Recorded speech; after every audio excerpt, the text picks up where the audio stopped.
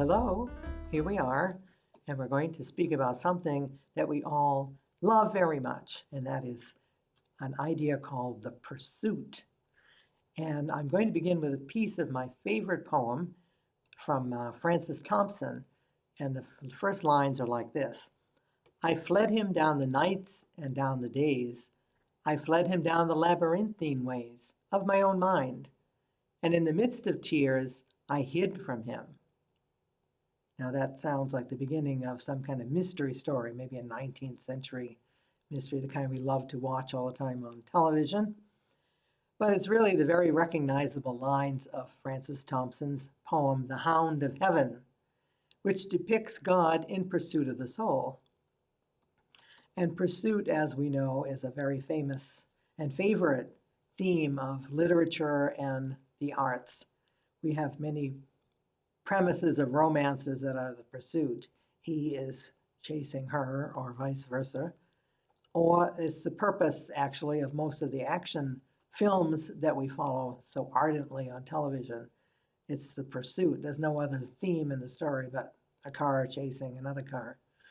But it's also the theme of our country, in a sense. One of the premises of the Declaration of Independence was that God has given us the right, the inalienable right, to pursue happiness.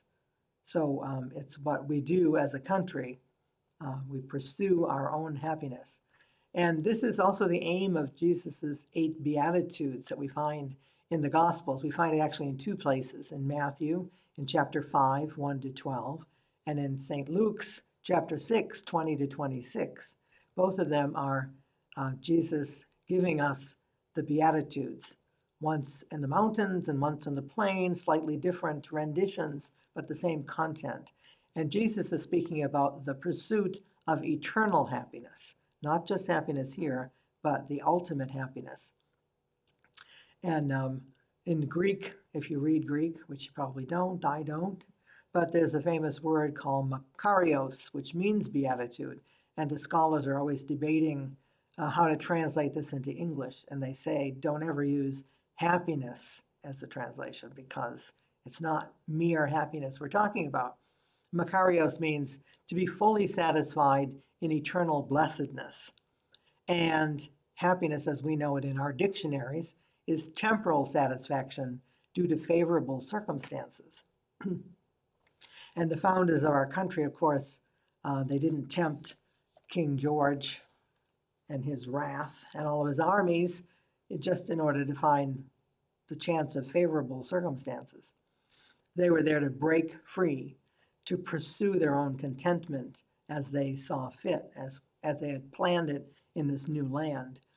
And it's something we do as a nation still. We're always looking to pursue our own contentment as a country and as individuals.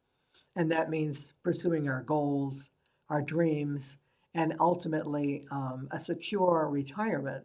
We want everything to turn out well so that we can really say that we're happy. Now, as Christians, we have the identical desire proposed to us by Jesus, the pursuit of an eternal happiness, though. And this is seen in the Beatitudes. They show us how to live the life that Jesus intends for us in calling us to be his own. So the Beatitudes are really attitudes, and they are something that we refine in our life over time. We work at it day in and day out to take on these Beatitudes, these ways of happiness. And they culminate in the end in eternal enjoyment of perfect happiness, which is what is known as beatitude, coming to God in a state that God is hoping to find us in, looking like Jesus, in other words. So let's begin the pursuit in our daily life, looking for this way to eternal happiness so we can enjoy inalienable rights here and hereafter, in this world and in the next. So we need to ask ourselves, how is our dual citizenship coming along?